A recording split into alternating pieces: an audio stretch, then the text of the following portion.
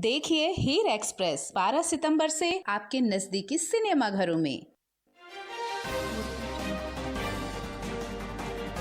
High court से जमानत, court ने कहा कि अब प्रदर्शन भी नहीं कर सकते। झालावाड़ स्कूल हादसे के विरोध में दिया था धरना।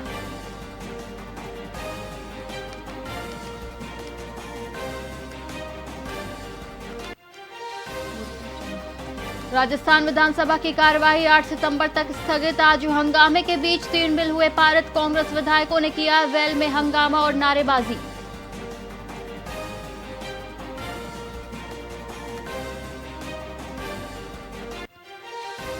आरएसएस की 3 दिवसीय अखिल भारतीय समन्वय बैठक कल से। संघ प्रमुख मोहन भागवत की मौजूदगी में होगी बैठक। संघ से जुड़े 32 संगठनों के प्रतिनिधि लेंगे भाग।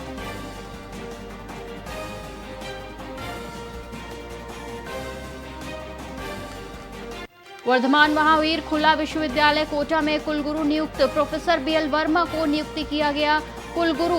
राज्यपाल हरिभाऊ बागड़े ने जारी किए नियुक्ति आदेश।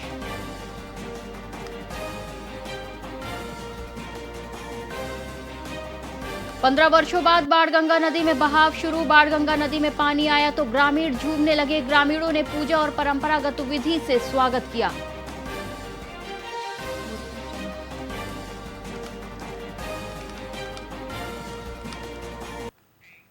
नमस्कार, आप देख रहे हैं वीआईपी न्यूज और मैं हूं आपके साथ एकता। और अब रुख करेंगे खबरों की ओर।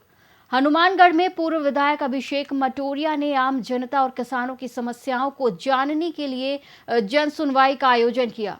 पूर्व विधायक ने किसानों को आ रही दिक्कतों के संबंध में अधिकारियों से चर्चा भी की। साथ ही आपदा प्रभावित लोगों की समस्याएं सुनकर उनके जल्द निराकरण का भरोसा भी दिलाया।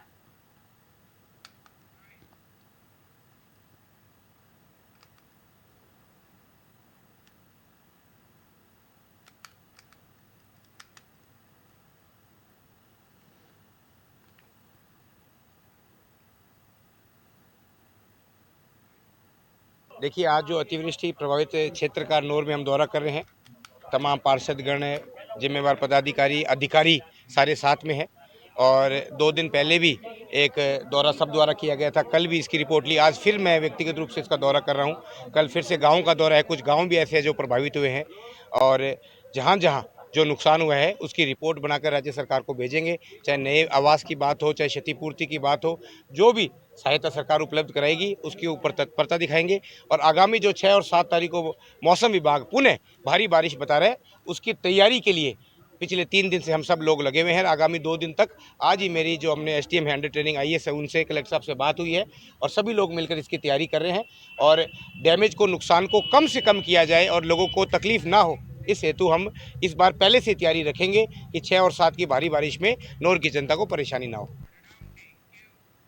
अंबाला में नगर निगम ने शहर चलो अभियान की शुरुआत की है, जिसके तहत 15 सितंबर से 2 अक्टूबर तक विभिन्न वार्डों में कैंप लगाए जाएंगे। नगर निगम के उपायुक्त यशपाल आहूजा ने बताया कि इन कैंपों से पहले 5 वार्डों में फ्री कैंप लगाए गए हैं। इन प्री कैंप में नागरिकों से उनकी समस्याओं जैसे पानी और सड़क से संबंधित फॉर्म भरवाए जा रहे हैं, ताकि मुख्य कैंप के दिन ही उनकी समस्याओं का समाधान किया जा सके।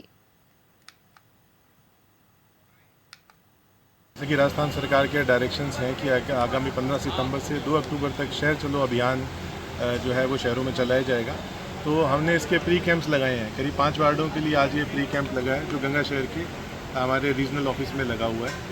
इसमें हम सड़क, पानी और सीवरेज से संबंधित अतिक्रमण या पट्टों से संबंधित एप्लीकेशन ले लेंगे, ताकि जिस दिन से हमारे कैंप लगे हैं उस दिन हम उनको कुछ डिलीवर कर पाएँ। अदरवाइज़ सामान्यतः ये होता है कि जिस दिन कैंप होता है उस दिन एप्लीकेशन ली जाती है और उनके डिस्पोजल में टाइम लगता है, जिससे असंतोष बढ़ता है। तो आज हमने प्री कैंप लगा करके यहाँ एप्लीकेशन ले ली है। और जैसा कि जैसी भी सरकार की गाइडलाइंस आएंगी कि छूट, रियायतें या कुछ नॉर्म्स, कुछ जो भी आएंगे उसके हिसाब से उनका डिस्पोजल करके जिस दिन कैंप होगा उनको उसको डिलीवर करने की स्थिति में आ जाएंगे, ताकि जनता को एक्चुअल रिलीफ मिल सके। बीकानेर और मोमासर और आसपास के गांव के लोग सड़क बनवाने की मांग को लेकर कलेक्ट्रेट पहुंचे। स्थानीय युवाओं और छात्रों के नेताओं के साथ मिलकर उन्होंने जमकर नारेबाजी की। प्रदर्शनकारियों का कहना है कि केंद्रीय मंत्री अर्जुन राम मेघवाल ने 15 साल पहले सड़क बनाने का वादा किया था, लेकिन वो पूरा नहीं हुआ। खराब सड़क के कारण ग्रामीणों को भारी परेशानी हो रही है। उन्होंने चेतावनी दी कि अगर 1 महीने में काम शुरू नहीं हुआ तो वो बड़ा आंदोलन करेंगे।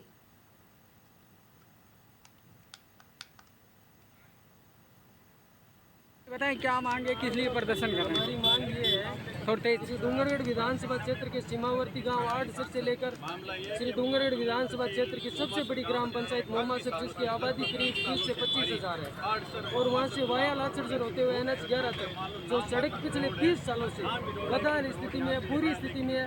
और मोमासर ग्राम पंचायत एक बहुत बड़ा कस्बा है, आसपास के 20 गाँव लगते हैं, और राजकीय महाविद्यालय मोमासर के अंदर है, CHC मोमासर के अंदर है, और 20 गाँव के लोग जो है वो हॉस्पिटल हो चाहे विद्यार्थी कॉलेज में पढ़ने वाले वो मोमासर आते हैं, उनको बहुत बड़ी परेशानी का सामना करना पड़ता है।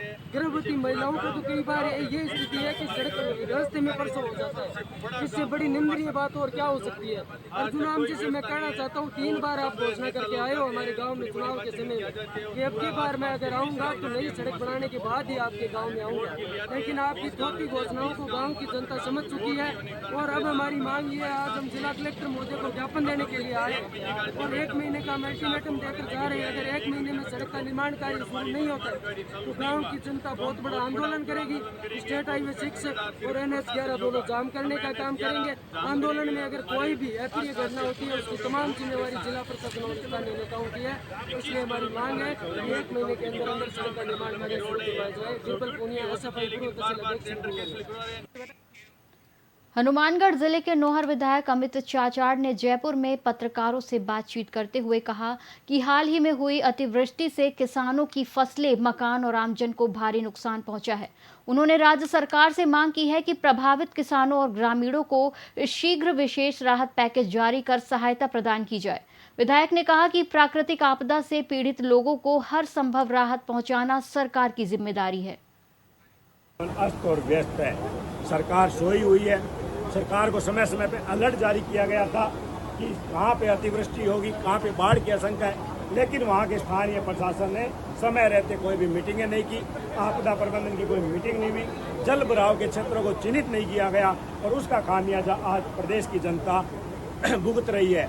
माननीय केवड़ी मंत्री जी ने जो जवाब दिया कि NDRF और SDRF के तहत, तो उनको कहना चाहता हूँ उसमें इतने राइडर लगे हुए हैं कि उसके माध्यम से किसानों को उसकी फसल का मुआवजा नहीं मिलेगा, क्षतिग्रस्त मकानों का मुआवजा नहीं मिल पाएगा। उसको सरकार को आगे आकर अपनी तरफ से एक विशेष राहत पैकेज देने की घोषणा सदन में करनी चाहिए थी, जिससे कि प्रदेश के जो किसानों की फसलें बर्बाद हुई है उनको मुआवजा मिल सके।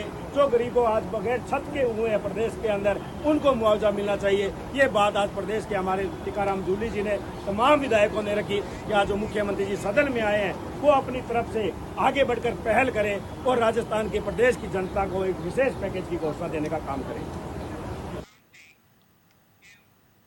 बीकानेर कांग्रेस कमेटी पिछड़ा वर्ग ने विभिन्न समस्याओं को लेकर प्रदर्शन कर संभाग आयुक्त को ज्ञापन सौंपा। कांग्रेस कार्यकर्ताओं का कहना है कि शहर में यातायात और कानून व्यवस्था चरमराई हुई है, सड़कें खस्ताहाल है, सीवेज सिस्टम पूरी तरह से फेल है, जिससे सीवेज का पानी सड़कों पर बहकर गंदगी और बीमारियां फैला रहा है।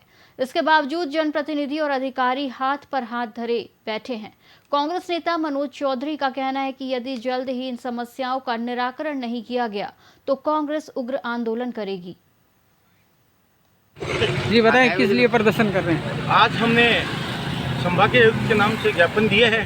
हमारी 8 प्रमुख मांगे हैं जो बीकानेर की जन समस्या है उनको लेकर आज हमने संभागीय आयुक्त को ज्ञापन दिया। हमारा उद्देश्य उस समस्या को केवल ज्ञापन देना नहीं है, उस समस्या का समाधान करवाना भी है। बहुत सी छोटी छोटी बातें ऐसी है जो संभागीय आयुक्त अपने स्तर पर कर सकता है। सरकार की जैसे यातायात व्यवस्था है, ट्रैफिक व्यवस्था सुधार सकता है, सड़क जो गए है, सिविल लाइन है, पाइपलाइन है, ये कर सकते हैं। इसलिए आज हम सभी कांग्रेसी जन ने मिलकर OBC प्रकोष्ठ द्वारा हम पिछले लंबा आंदोलन चला रहे हैं जो बीकानेर की जन समस्या को लेकर हम कंटिन्यू कर रहे हैं। आज हमने संभागीय आयुक्त को दिया है, हमने 10 दिन का समय दिया है। अगर 10 दिन में अगर ये उन्होंने उचित कार्रवाई करनी शुरू नहीं की तो हम एक जन आंदोलन के रूप में बड़ा आंदोलन करेंगे।